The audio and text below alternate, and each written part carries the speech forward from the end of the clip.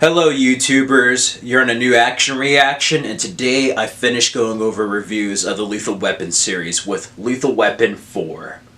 Here we go.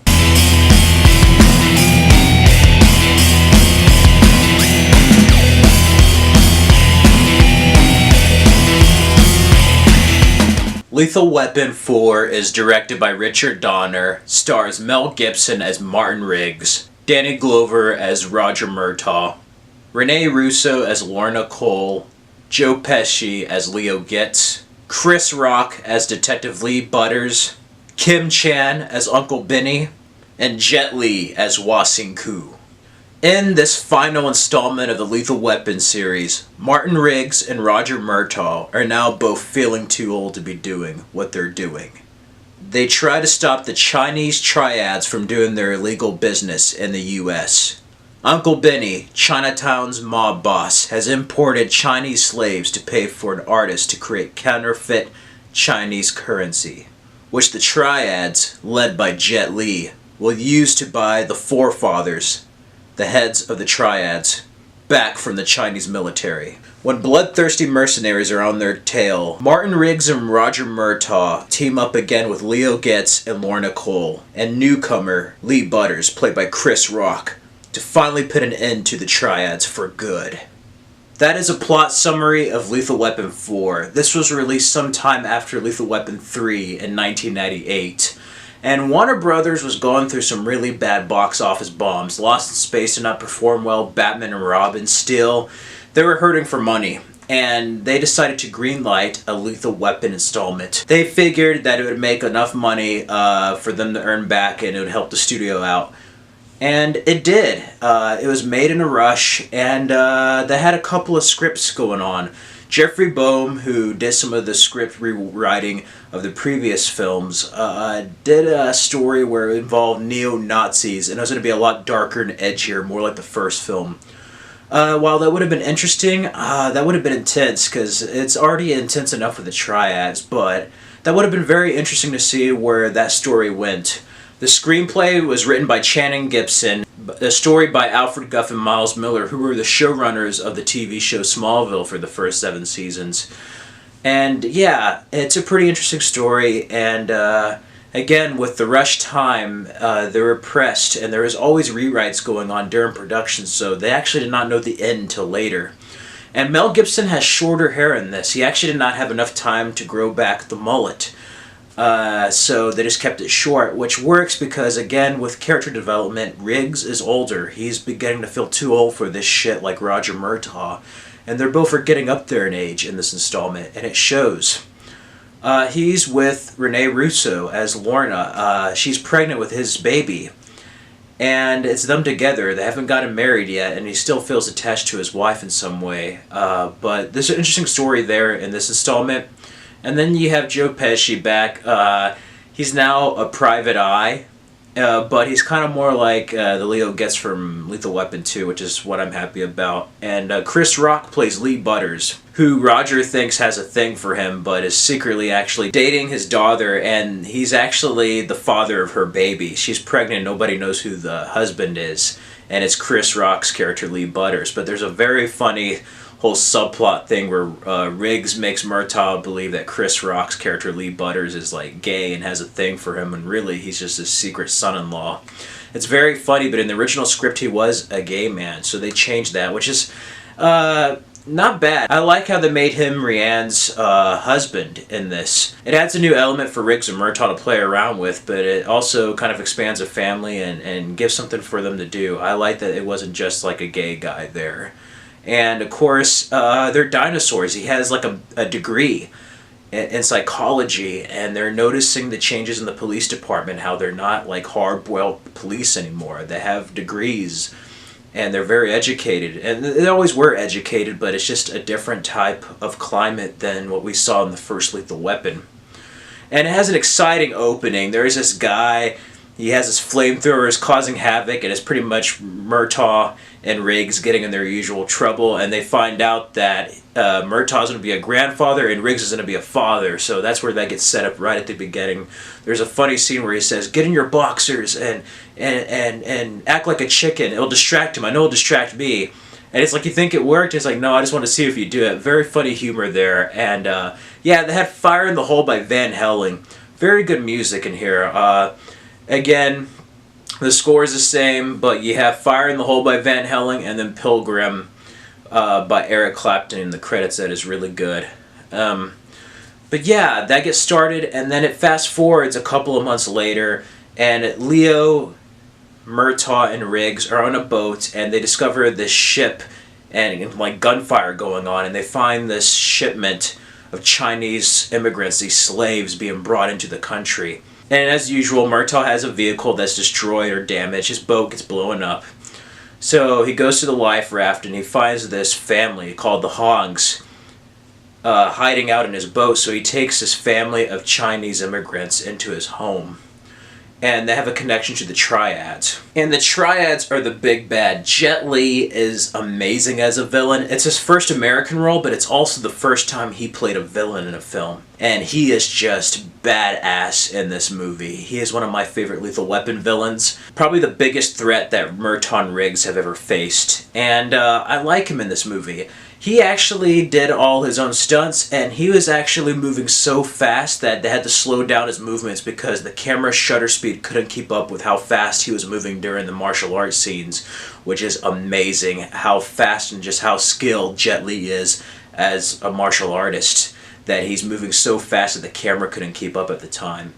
And that's crazy. That is just nuts. But yeah, they cause Uncle Benny a lot of trouble. And this one does have a lot more humor. In a way, it's probably the most humor-filled out of all 4 films. But I like it. It's almost like a love letter and a goodbye. They went in knowing that this was going to be probably the last one. And I like it. You can feel it. There's a level of finality to the story, to this series of Lethal Weapon, especially when you get towards the end. Yeah, I do like some of the jokes. I love the stuff between Joe Pesci and Chris Rock. They can't stand each other. And it's like, who's the perp? and he's like, what? I'm a perp? You see a brother in the back of a car, you think he's a perp? Just funny Chris Rock humor. And he's just like, yeah, and then Joe Pesci, Leo gets it, is like, yeah, I'm the bomb, they'll tell you, I'll see you later. And he's like, I'll see you later when I open up a cereal shop, you fucking leprechaun. And I just love that moment. There's a lot of funny humor between the both of them, and then when they're talking about phone calls and cell phone coverage and stuff, and it's just hilarious. And it's just funny. They're the comedic reliefs of this film. As far as Lorna, she's pregnant, and she doesn't really do as much as she does in Lethal Weapon 3, but she still has a role. Riggs and Lorna are together. He doesn't feel comfortable getting married. He still feels married to Vicky, and it's him getting over that finally. But he's expecting a baby, and he's in a house. In the director's cut of Lethal Weapon 3, you saw his trailer being expanded, and it's now complete. But it's just wonderful seeing him as almost like a father-to-be and him in a relationship. He's come a long way since being suicidal and depressed from the original Lethal Weapon. And that's one thing I love about these films that I said in my previous reviews, is that they have character development. We get to see the character of Martin Riggs be developed through 4 films and go through a character arc, not only in each individual film, but throughout the entire series. And now we also get to see Martin Riggs older. He's slower. He's not as lethal as he used to be. And that's interesting because now him and Murtaugh are on the same page. They're both too old for this shit. Even though they both say we're not too old for this shit, in reality they are. And that's one thing I respect about Lethal Weapon 4. There's a lot of sequels that come out and I feel like they jumped the shark, or the protagonists almost become superheroes. You have like Die Hard, where John McClane can't get hurt. Indiana Jones, where he can actually do more stuff at 60 than he could at 30. They don't get hurt. This one knew to quit while they were ahead, and it felt very realistic. Now, with police officers, you can go a bit further because they're going to be older. But I feel like this is the right time for them to actually be older. They're not all gray-haired yet, but like you could tell realistically that they're just up there in age. And that's a very interesting thing for both characters, and even Riggs to be older. We don't usually get to see that transformation in film. Some other films in cinema do that, but in an action movie, that's very rare to do that, where you actually get to see vulnerability as they get older. You always have like Clint Eastwood films with Dirty Harry, or like Charles Bronson in Death Wish, and even Die Hard with Bruce Willis. But they're still the same person. Rambo's still the same person. Riggs and them, they're slower, so you get to see the effect of their age. And that's very interesting. But they had to go through a lot of rewrites, and you can kind of tell. And also, they barely finished this film 33 days before it was released in theaters. It was the first one to be edited digitally in an Avid Media Composer system, which is very impressive, actually. This is a really good film to be done in such a rush. And it's epic. I know there's a lot of people who probably don't think this is the best one. Think they jumped the shark. It's too self-parody. It does have moments of comedy, but to me, as a fan, this just has an epic feel to it, to where they just went all out in the conclusion. And it is intense still. They basically harass the Triads like the way they harassed the South Africans in 2. They're onto them, and then Jet Li and the Triads attack Murtaugh and his family, and Lorna's there. They're onto them, and there's this brief fight, and it's such a crazy sequence, and again, with the age, shows how out of it they are. They're all tied up, and they burn Murtaugh's home and leave him for dead. They take the hongs, but there's a kid there that's one of their sons, the youngest, and he gets him out with scissors, and they get out, and you see Murtaugh's house just burn. And it's just such an intense sequence, because not only that, you think they're going to die, but you see what the stakes are. And with it being a last one and having that level of finality, you don't know if they're going to make it out to the end. And that's something very rare in a sequel, especially a third sequel and a fourth installment, to have that feeling of dread and just like uncertainty about the character's fate. Then it goes to a crazy, awesome highway chase scene. It's one of the best chase scenes I've ever seen. Richard Donner, again, is just excellent in action. This was the last time he worked with Mel Gibson after a couple of films. He worked with him previously before this in Maverick, in between Lethal Weapon 3 and 4, but this is the last time he worked with him. And that Pontiac Grand Am looks so new in '98 when I first saw this, but yeah, it looks kind of older now, but that is such a great sequence. He's trying to figure out where the hongs are. He interrogates him. They go in a truck, and then the rapper stuff goes out of it. He's on the road, throws it, and then that whole part. And then they drive and then go off a ramp into a building. It gets crazy, but it's just awesome seeing it all real on film before CGI and everything. And then it go off, the tires blow up, and then it hit the truck. I don't know, the whole thing is just incredible. One of the best action set pieces of the entire series. And after that, they have some more investigation, and we get into the counterfeit money plot. And supposedly the hongs are a bargaining chip. There's an artist there that's going to help with the counterfeiting, and the hongs are his family, relatives, so they're a bargaining chip. They kill the main... They killed the father, who's part of the Hong family, and they just kill everybody. Uncle Benny gets killed, and it's crazy. But before I get to that, there's two moments I love. There's a moment of humor where they're at the dentist's office on laughing gas. Joe Pesci's Leo gets through some pain, as always. And it's just funny with them talking, and then Murtaugh finding out that Chris Rock's pretty much his daughter's baby daddy. And it's hilarious, because he's like, I thought you were gay. So it's like, no. And it's just such a funny sequence. And then there's a heartfelt moment where Murtaugh's talking to the father of the hongs. He gives him his watch, which was given to him by his father. And it's a whole theme about fathers and their children. I found that very endearing. That's another thing I like about Lethal Weapon. You have very human qualities about the character. They're average people, and there's very emotional, heartfelt scenes that are just dialogue scenes that you kind of have that humanity in there that's lacking from other action films. Anyways, they find out the hongs are dead, and then Riggs and Lorna become a target. There's this part where they're trying to get them into a train, and it is intense because you think they're about to get hit by this train. Riggs drives off. The guy gets hit by 2 trains, and Riggs at this point, she's like, you know what, I had enough of these fuckers. So he basically tries to go after them with Murtaugh and a couple of other police officers who are investigating the Triads. And the thing about the counterfeit money, again with the plot, they're trying to find their forefathers, which is the head of the Triads, and one of them is Jet Li's brother. And you don't know that till the end. Anyway, they interrupt the deal, and I like it. There's certain parallels to other Lethal Weapons. You have Lethal Weapon 1 and 3, you have a scene where they're going to the housing complex, to the desert. There's the same shot. Lethal Weapon 2, they're going to the Alberta. They're going to that ship, and you see a shot on the bridge. And here, they're going to go interrupt the Triad meeting, and you see that same shot on the bridge. So there's certain parallels between the odds and even Lethal Weapons. They interrupt that deal. Shootout happens, and Jet Li's brother gets shot, and that's when it's left with the last fight. Chris Rock gets injured, and pretty much it's Riggs and Murtaugh against Jet Li. And probably the most epic fight of any final film I have ever seen. It's gritty, bloody, and just all around lethal. I mean, this fight is just crazy. They're like, how about we come back with him with a howitzer? And then they're like, you know what? He's not going to stop. He's pissed. This is our one chance to stop him. And this is the first time that Murtaugh's actually involved in the final fight with Riggs. They're on the same level, and it's going to be 2 against 1. Realistically, Jet Li would have probably wiped the floor with him, but it would have been interesting to see. But it would have been interesting to see Martin Riggs from Lethal Weapon 1 with his martial arts training fighting Jet Li. If like Jet Li fought Riggs in his prime, that would have been a bloody fight. But still, they do a damn good job here.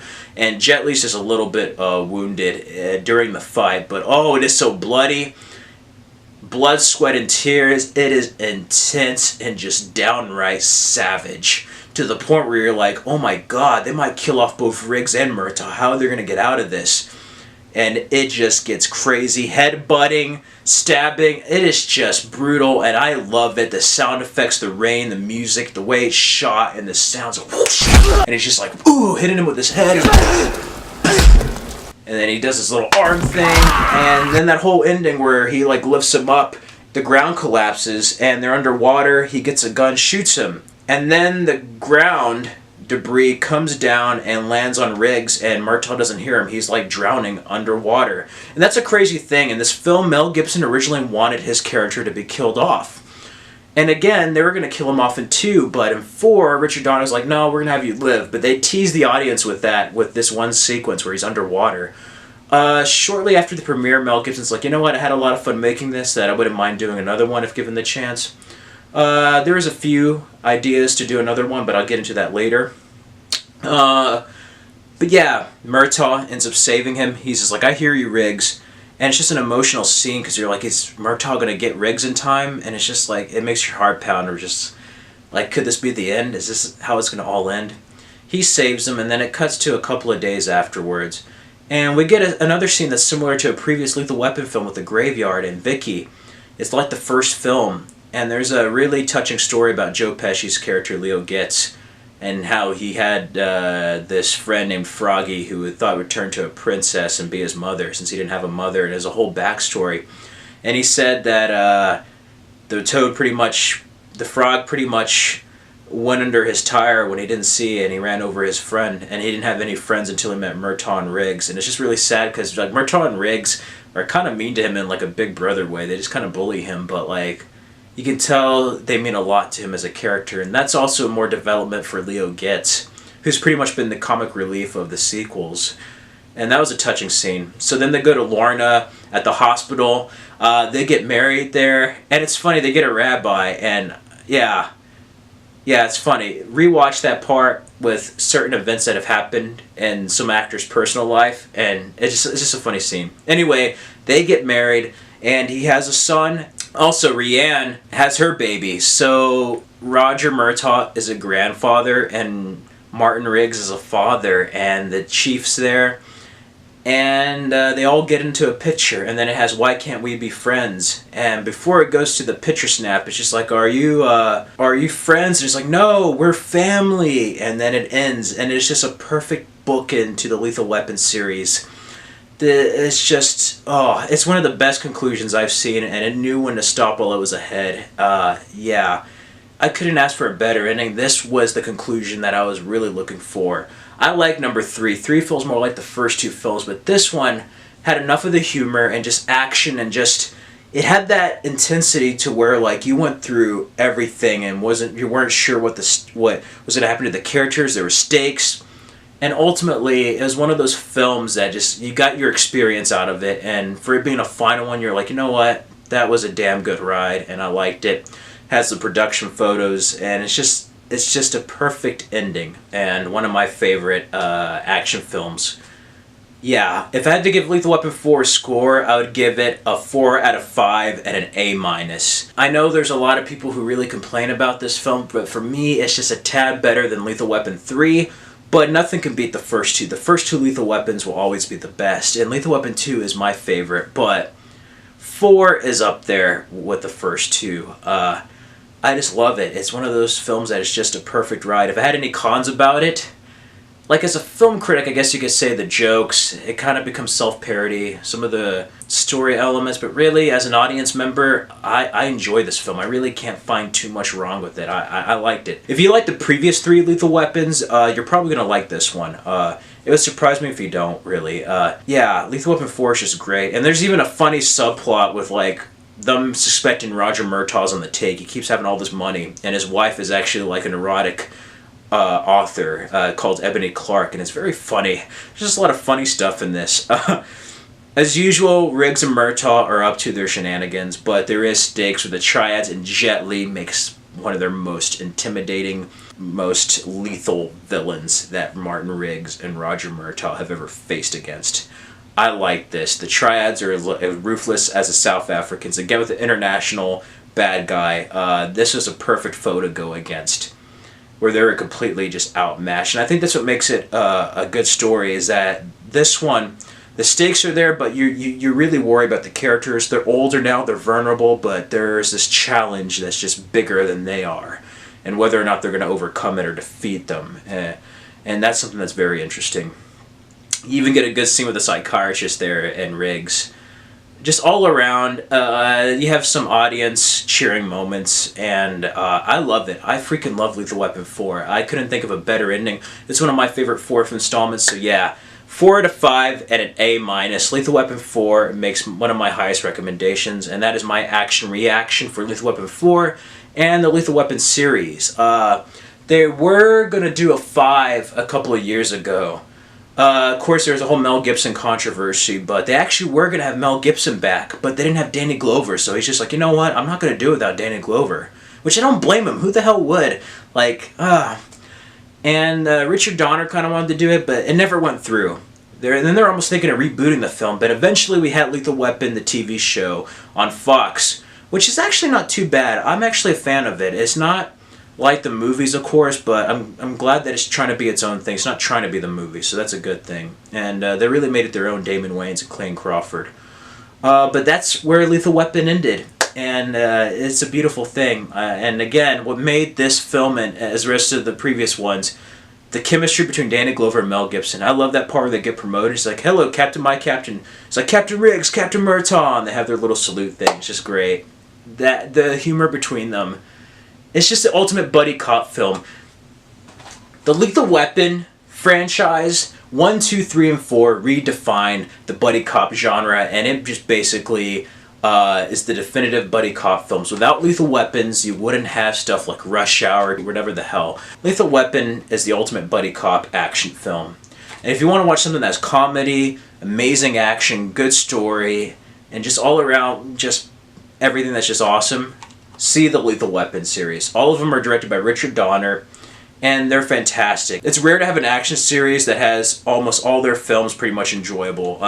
The first two, of course, are the best. It does get softer the further it goes along, but you know what? I love all 4 Lethal Weapons. If you haven't seen Lethal Weapon, or Lethal Weapon 4, any of them, go ahead and check them out. If you have seen it, let me know what your thoughts are on Lethal Weapon 4. Did you like it? Did you hate it? What are your favorite moments? And what's your favorite Lethal Weapon film? Let me know in the comments below. I want to go through this so much more, but that's all I can think of right now. That is my reaction to Lethal Weapon 4. So, if you like this video, feel free to comment, subscribe, check out my other Lethal Weapon reviews, a Lethal Weapon music video on my other channel, and yeah, that does it for my action reaction of the Lethal Weapon series. There is just no way you can be too old for this shit, because this shit is good. In the upcoming weeks, be sure to be on the lookout for my next action reaction. I'm going to be on my 20th action reaction video, and I'm going to be reviewing Mad Max Fury Road. We'll go to the roads of Valhalla, shiny and chrome.